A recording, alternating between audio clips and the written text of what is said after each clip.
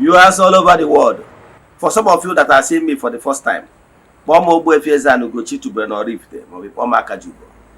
Abụ m onye isi nchụaja na Ugochi tubelu ọdịnala temple. Anyị na-akpọ afa mmiri emikọkwazi ọrụ mmụọ dị iche iche. Abụkwazi m onye isi nchụaja na ọdịnala Restoration Evangelical Mission. Bụrụkwa onye mgbasa ozi ọdịnala. So you can call me a priest or an evangelist. I will answer. My mission is to help people live better life. N'ụbọchị taa n'oge awa nke eziokwu isiokwu anyị ji wee bịa bụ all you need to know about spiritual part number 8. Yes, I want you to pay attention. Here I'm something that will help you. Gịnị ka anyị na-ekwu maka ya? Na spiritual part. Onye ọbụla nọ n'ụwa nwere spiritual part ya. And na ọ ga-abụ ihe magburu onwe ma ọ bụrụ na ị discover ya spiritual part ka ị wee nwee ike mara ya strength and weakness. Ka ị wee nwee ike mara ihe ị ga-ezelu. Yes. Nke bụ eziokwu bụ na in this world, for you to succeed massively, you must understand how things work and they make use of where your strength lies and avoid those negativities that can pull you down. Ọtụtụ ndị mmadụ na-eji aka ha na-emere onwe ha mistake. But I can tell you, no one understand the principles of life. No ga-enyere gị aka iwe nwee ike wee dị ude na ndụ a wee mara the right professions dị suitable for your being onye bụ ka i wee dị ude na ndụ a. Before anyị gabanye na nkụzi anyị ji maka ya wee bịa, akwụkwọ dị mkpa echefuna na anyị ka nọ na month of June. Our group ritual is still ongoing. Ị nwere ike isonyere anyị ebe ọ bụla ị nọ na nsọtụ ụwa dum. Distance abụrụ varia na ọrụ mmanya na ọ na temple ma ọ bụ na aja anyị na-achụ n'isi ụtụtụ ejegodi na temple chụọ aja gọọ ọfọ kwubi okwu n'isi ndị niile sonyela anyị all over the world. Ihe ị ga-eme bụ ọ bụrụ na ị dị interested isonye na 3 prayer requests, forward ya 3 prayer requests anyị ga-edebe n'ọta na-achụ aja na-agọ mfụ n'isi gị. Ejegodi m chụọ aja gọọ ọfọ kwubi okwu n'isi ndị friends of the temple, children of the temple, members of Ordinary Restoration Evangelical Mission and the consecrated group. Yes. Bọsị ikpeazụ ọnwa anyị ga-achịkọta ya chụọ aja dị iche iche kwubi okwu dị iche iche n'aha mmadụ dum. Sọ ndị sonye na ya bụ aja ga-enweta ihe onyonyo nchịkọta ya dịka esi mara ya anaghị esho ihe onyonyo na gbasara ọrụ anyị na-arụ na temple na social media because ọ dịrọ necessary. But I can tell you na Chukwu na-emere onwe ya aha. Anyị malitere group ritual a ihe karịgoro 3 years now. Na ọ bụrụ na ị dị interested n'isonye na anya bụ aja na-achụ n'ọnwa ma ọ bụ na ị chọrọ iso ka a gbara afa mmiri emi ma ọ bụ na o nwere ajụjụ inwe na nkụzi ya anụta chaatị m na WhatsApp. Nọmba WhatsApp nọmba ya enweta mbụ 08057837672 or 08138243871. Ị na-anya na screen gị ga-afọ nọmba mkpọrọ now. Now let's dive into today's lecture. Gịnị ka anyị bịara ikwu maka ya? Dịka esi wee malụ akụwagori mbụ na mbido mgbe anyị bido na mmadụ niile nọ n'ụwa is divided into 9 groups. Enwere spiritual part 1 to spiritual part 9. And onye gị na-enọ na spiritual part number bụ onye na-eme ihe na-eme gị na-eme. Onye na-enwe the same life experience like you because gị na ya nọ na the same spiritual part line. Mana ọtụtụ ndị mmadụ amara maka ya because what you don't know remains a mystery to you and not to all. I keep telling you in my previous lectures, seek for knowledge. Yes, and understand how to apply the knowledge because not knowledge is power, but application of knowledge is the power. Now, that if you are knowledgeable, you are a master. If you lack knowledge, you remain a slave. Always seek for knowledge that will help you in this life. Life no balance is because you don't understand how things work in order to always be at the good end and good side of nature. Now, I akuzi gide wero na 8. Ta ka na akuzi maka 8. Echi bụ 9 ka anyị around ya up. I gwakwado gị nwa ajụjụ na ya gị jụọ. I wee na-ekwu tata anyị bịara ịkụwa gbasara ndị spiritual part 8 wee na-ekwu na ọ bụrụ na ị mara ka esi ama spiritual part number gị chat ya m na WhatsApp ma ọ bụ sonyere anyị na our group rituals ebe anyị na-akụzi ihe gbasara spirituality ka anyị wee ike wee kọwara gị ihe anyị nidere wu ya date of birth ka anyị wee nwee ike wee gwa gị ihe spiritual part number gị and ọ bụrụ na anyị gwasịa gị ya ideba anya na ndụ gị fụ na exactly ihe na-eme na ndụ gị and gwakwa gị ihe ị ga-ezere ka ụwa wee tọrọ okwute. Spiritual part 8 ka anyị bịara ikwu maka ya. Ndị spiritual part 8 anyị na-ekwu na ya bụ ndị a bụ ndị they are very hard working, resilient, and ndị a na-agwa gị maka ya their love for material things is second to none. They like success and materialism. They like it. However, they work so hard. Yes, in order to achieve any set goals. How they pay attention more n'ihe gbasara spirituality, but ihe ọbụla bụ ihe ọbụla ha ga-eme ka afọ na ha nwetara set goal ha setri ka ha nweta ya ha ga-eme. Ihe ọbụla gbasara akụrụba, material things, they pay adequate attention to it. And they are naturally leaders. Yes, leaders. They are naturally leaders. Then onye ndị ụdị ihe na-etu a na-eme, they pay attention, well determined to their attention, focus to their attention, and work it out. Anything, their love for material things no be here. Yes. So, ụdị ndị na-etu a, ọ bụrụ na spiritual part, ị ga-afụ n'ụdị ihe na-etu a na-eme na ndụ gị. And n'ụdị ihe nwere ike ị na-etinye aka na ya na business bụ ndị a na-agwa gị, ọ bụrụ na onye ahụ abanye ihe gbasara engineering na ọ ga-eme ọfụma, ọ banye into business, you will do well. Ọ banye into industry as manufacturing, petrochemicals, ọ ga-eme ọfụma, manufacturing of any sort, ọ ga-eme ọfụma ya.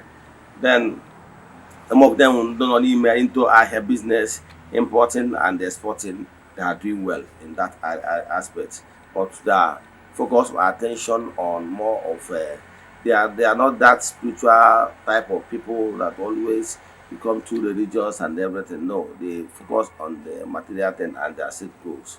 That is where their strength lies, and that's where their focus, whatever they are thinking is along that line. Now, ndị na-agwa gị gbasara ha bụ na ọ bụrụ na na-ewu spiritual part 8 debe anya n'ụdị biznes ya, ndị a na-agwa maka ha bụkarịrị ndị ọlụ aka adịghị efekarị ha na like either na-azụ ahịa ma ọ na-manufacture something, ọ na-aka efewa ha more. Then ọ bụrụ na ewu spiritual part 8, mara na one of the favorite colors ga-abụ black, gray, dark blue and purple. Yes. Then for marriage, ndị ọ na-aka efebọkara ha nyere ha ọfụma bụ spiritual part number 8, 2 and 4. That does not mean ihe ọpụta bụ na 8 ibie na 4 and 2 bụ ndị na-eme onwe ha na-eme onwe ha understand, ha dị compatible by nature and by reasoning, by thinking. Because example ka mmadụ ga ọ bụrụ na ị weta onye spiritual part number 8 tinye na onye who a highly spiritual person or 7, ha ga na-enwe ọgbaghara, there won't be harmony, because 7 of onye na-pay more attention to spirituality. You got ya? 7 of onye ha na-anọba like so life of solitude, sometimes or like ya on ọrụ onwe o mee meditation. The spirit discussing about spirituality and research, we can again this. So in anya, if you are such a person, na onye nke ọzọ bụ onye nke bụ ka ihe gbasara material things abụrụ the same. So adị m anya gị instances. So ọ bụrụ na iwu spiritual part 8, mara na onye ọ ga-adabara gị na ya bụ 2, 4 and 8. However, ọ pụtara ọkwa na ị nwere ike ịnụ onye spiritual number ndị ọzọ. Don't quote me. Mana ihe ọ pụtara bụ ọ ka mma na ịghọtalụ ihe gbasara onye ọfụma. Then ọ bụzie na gị nwere onwe gị decide ya na ịchọrọ ịga along that line of that another person that is not on your spiritual part number for compatibility. Then make sure they ga understand the person and learn how to tolerate the person. Imagine onye bụ ụdị mmadụ dị etu a ije na-anụ onye bụ 7. Onye 7 pay attention to spirituality and ọ na-like ịnọrọ onwe usoro ga think about business magnet or ka esi mee nke bute ego mbute material things abụrụ ihe dị mkpa. Pay attention to more spiritual lifestyle. So you can see that na ọ bụrụ na gị na onye dị etu a mekọ ma ọ bụ nnukọ, ụfọdụ ga na-crash because of variety in interest. You got ya? Unless ọ bụzie na ị ga-anụ onye dị etu a, be rest assured that na ị ga na-enye onye anwa space ya. Ị ga na-enye mgbe ọ bụ na ọ chọrọ ije mee ihe mmụọ ya ma ọ ime meditation ya ma ọ bụ ịnọ quiet. meditate more, may research spiritual wise, give him or her the space.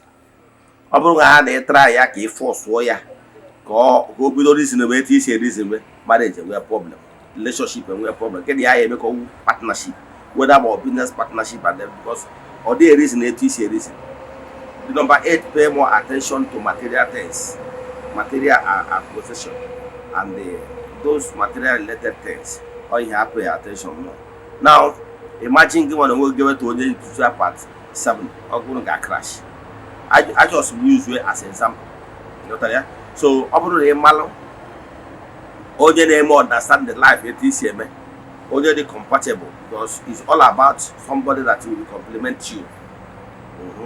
So Malona best 8, 2, and 4.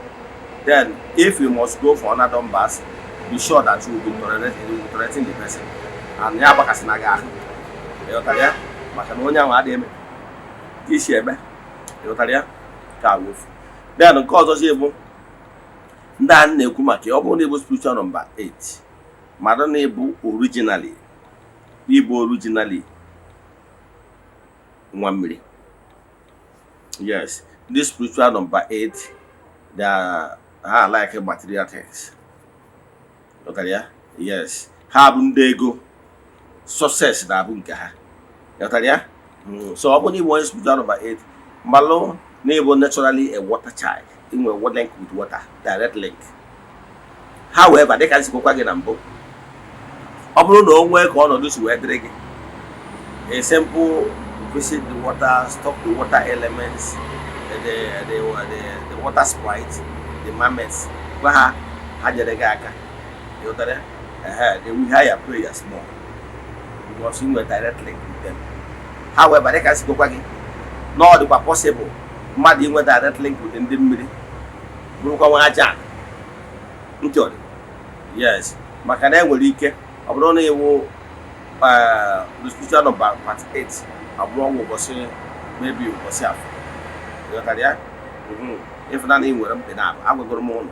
Now the least person will only 2 legs, but more some will 3 or even more, depending on your spiritual development.